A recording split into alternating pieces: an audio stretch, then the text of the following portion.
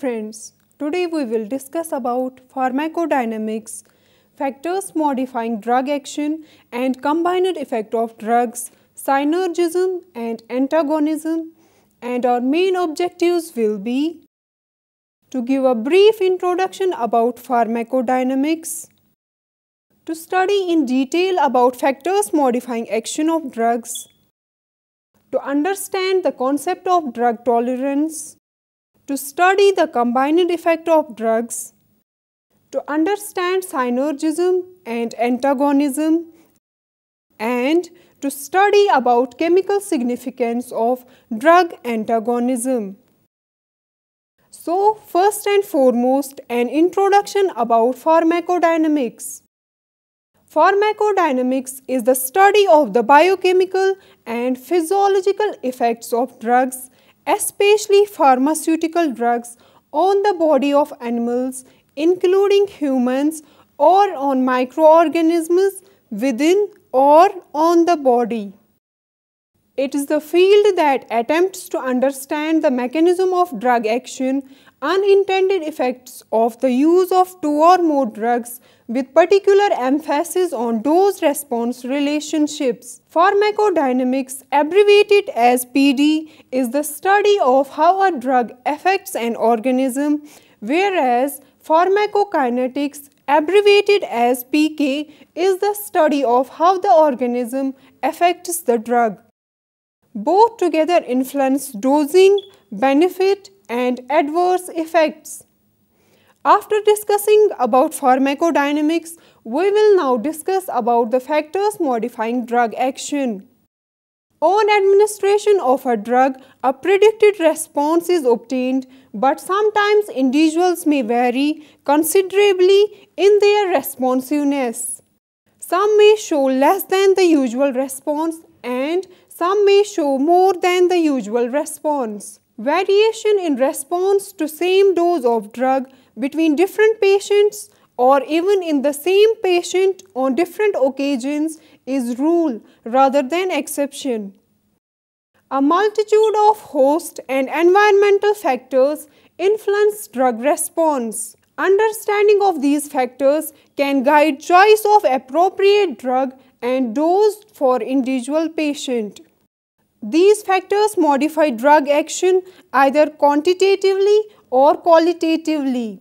Quantitatively, plasma concentration, the action of the drug is increased or decreased. Qualitatively, the type of response is altered, for example, drug allergy. Various factors modify action of drugs. They are discussed as follows: physiological factors, psychological factors, pathological factors, genetic factors, environmental factors, and combined effect of drugs or interaction with other drugs. First one is physiological factors. Various physiological factors which modify action of drugs are age, body weight, sex, food, allergy, drug addiction, temperature, metabolic disturbances, and cumulative effect. Age.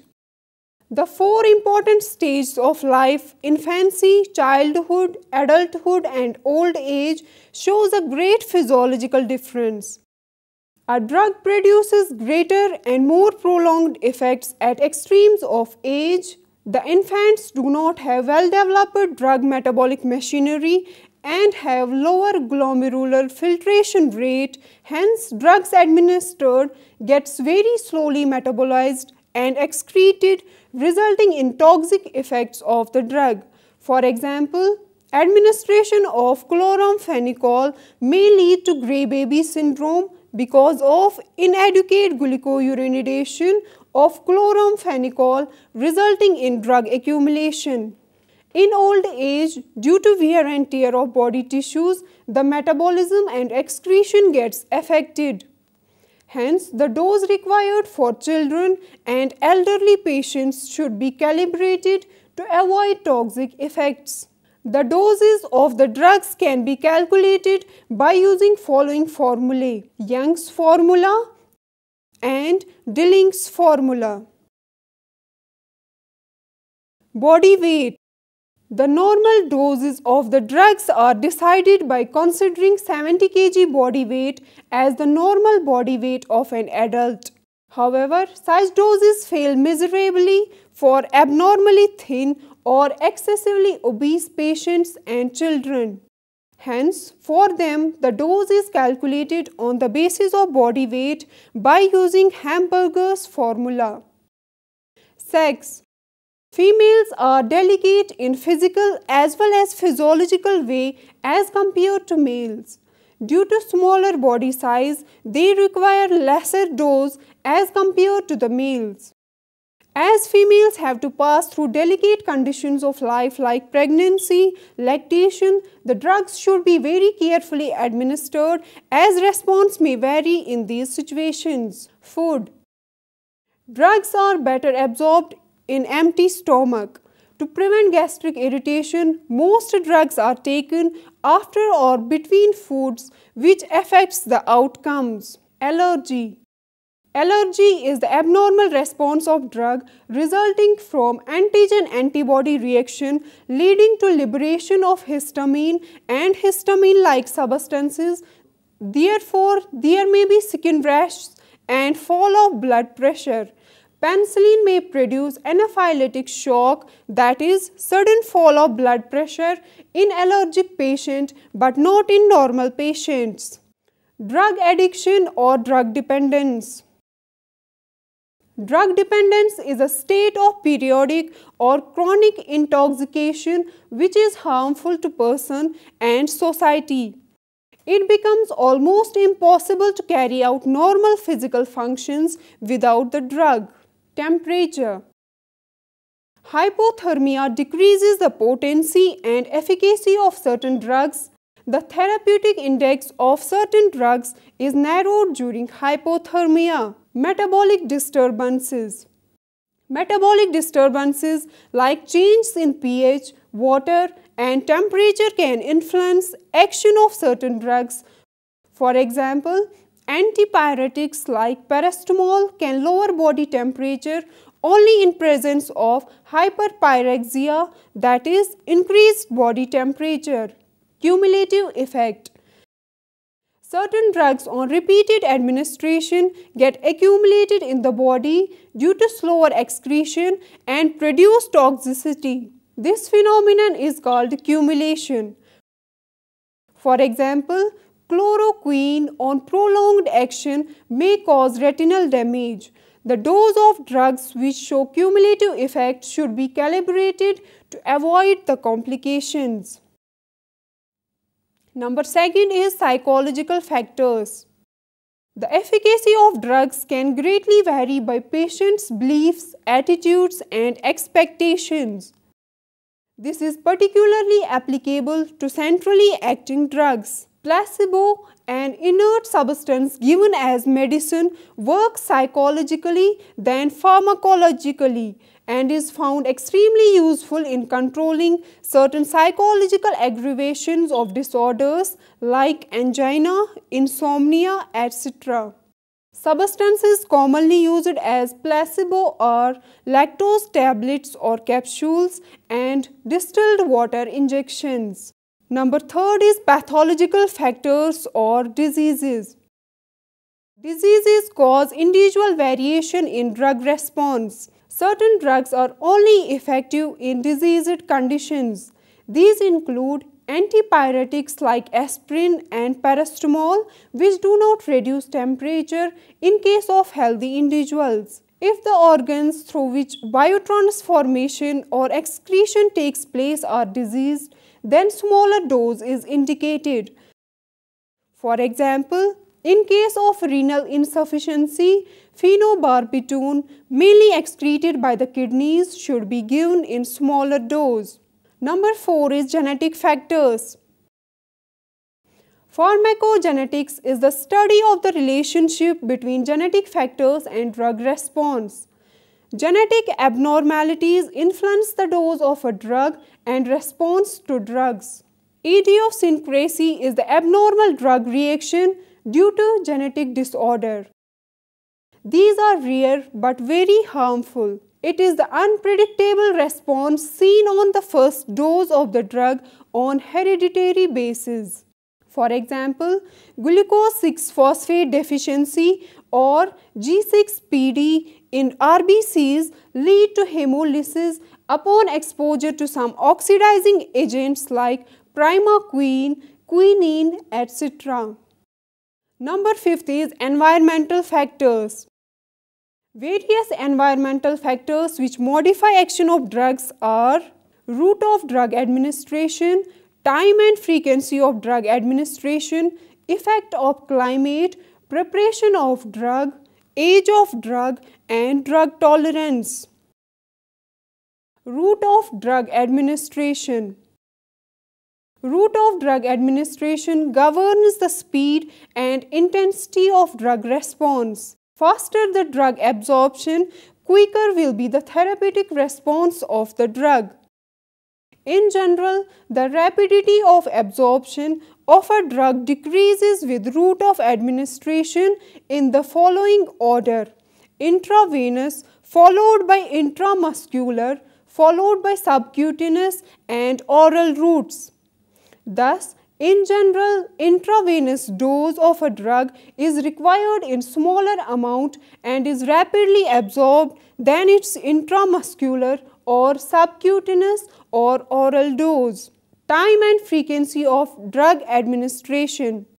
It has been observed that endogenous body clock, circadian cycle may affect the response of the drug. For example, the hypnotic drugs require lesser dose to induce sleep during the night as compared to during daytime. Biological half-life of a drug, that is, the time required for the blood level to drop down to 50% of the initial peak level, is the main factor governing frequency of drug administration. Effect of climate. Metabolism is low in hot and humid climate. Purgatives act better in summer while diuretics act better in winters. Preparation of drug. Drugs in solid forms disintegrate slowly. Onset of action is rapid when drug is given in liquid form. Age of drug. Action of a drug may be modified if kept for longer durations. Outdated tetracyclines give rise to excretion of amino acids in urine. Chloroform and carbon tetrachloride become toxic if kept for longer durations. Drug tolerance. Reduction in the response due to continued use or repeated administration of drug is called drug tolerance.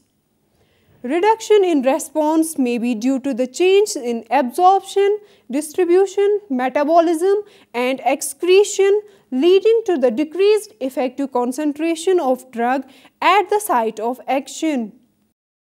Examples include use of morphine. Person is initially responsive. If continued, changes occur at cellular and pharmacokinetic level, reducing the action. Thus, one has to increase the dose of drug to overcome. Tachyphylaxis is the fast development of acute tolerance when the drug is given repeatedly at short intervals of time. We will now discuss about combined effect of drugs. It is usual for patients to receive a number of drugs at the same time. When two or more drugs are given simultaneously or in quick succession, they may be either indifferent to each other or exhibit synergism or antagonism. Drug combinations have been envisaged by many to be a promising approach to treat complex diseases such as cancer. Drug combinations can produce synergism, antagonism. First one is synergism. Synergism comes from a Greek word synergon, which means to work together. When action of one drug is facilitated or increased by the other, they are said to be synergistic. In a synergistic pair, both the drugs can have the action in the same direction, or given alone, one may be inactive but still enhance the action of the other when given together. Synergism can be classified into two types: additive synergism, supraadditive synergism, or potentiation. Additive synergism. In additive synergism, the resulting effect of the two drugs is the algebraic sum of their individual effects. Additive drug effects occur if two drugs with the same effect, when given together, produce an effect that is equal in magnitude to the sum of the effects when the drugs are given individually. Effect of drugs A and B is equal to effect of drug A plus effect of drug B. Examples of additive synergism are as follows. Aspirin and paracetamol act synergistically as an analgesic and antipyretic. Ephedrine and theophylline act synergistically as bronchodilator. Supraadditive synergism. Enhancement of effect of one agent by another so that the combined effect is more than the sum of their individual effects is called supraadditive synergism. The effect of combination is greater than the individual effect of the components. Effect of drugs A plus B is greater than effect of drug A plus effect of drug B.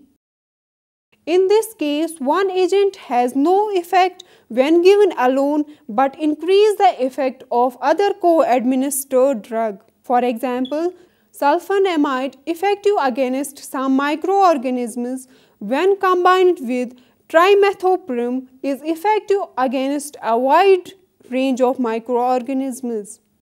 Antagonism. When one drug decreases or abolishes the action of another, they are said to be antagonistic. Effect of drug A plus B is less than effect of drug A plus effect of drug B. Usually in an antagonistic pair, one drug is inactive as such but decreases the effect of the other.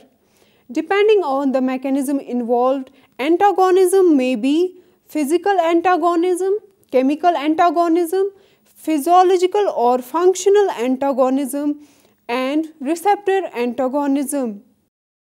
Physical antagonism is based on the physical properties of drugs. For example, charcoal absorbs alkaloids and can prevent their absorption and is used in alkaloidal poisonings. Chemical antagonism. The two drugs react chemically and form an inactive product. For example, sodium bicarbonate reacts chemically with gastric HCl and neutralizes it, and hence used in the treatment of hyperacidity. Physiological or functional antagonism. The two drugs act on different receptors or by different mechanisms but have opposite obvious effects on the same physiological function, that is, have pharmacological effects in opposite direction. For example, glucagon and insulin on blood sugar level. Receptor antagonism. In receptor antagonism, one drug called antagonist blocks the receptor action of the other drug called agonist. This is a very important mechanism of drug action because physiological signal molecules act through their receptors, blockade of which can produce specific and often profound pharmacological effects. Receptor antagonism can be competitive or non-competitive. Competitive or reversible antagonism. In this type of antagonism, the agonist and antagonist compete with each other in a reversible fashion for the same receptor. The extent of antagonism will depend on the relative number of receptors occupied by the two compounds. The antagonist is chemically similar to the agonist, competes with it and binds to the same site to the exclusion of the agonist molecule. Because the antagonist has affinity but no intrinsic activity, the response is produced and the log dose response curve DRC is shifted to the right. Non-competitive or irreversible antagonism. In this type of antagonism, an antagonist inactivates the receptor in such a way so that the effective complex with agonist cannot be formed irrespective of the concentration of the agonist. The non-competitive antagonist binds irreversibly to the receptor site or to another site that inhibits the response to the agonist. The antagonist is chemically unrelated to the agonist, binds to a different allosteric site to altering the receptor in such a way that it is unable to combine with the agonist or unable to transduce the response so that the downstream chain of events are uncoupled. Because the agonist and antagonist are combining with different sites, there is no competition between them. Even high agonist concentration is unable to reverse the block completely. Increasing concentrations of the antagonist progressively flatten the agonist DRC. Chemical significance of drug antagonism is: it helps in correcting adverse effects of drugs. It is useful in treating drug poisoning organophosphate compounds with atropine. It helps in predicting drug combinations with reduced drug efficacy. Dear students, this brings us to the end of the lecture on pharmacodynamics, factors modifying drug action and combined effect of drugs, synergism and antagonism. Hope you have enjoyed. Have a nice day.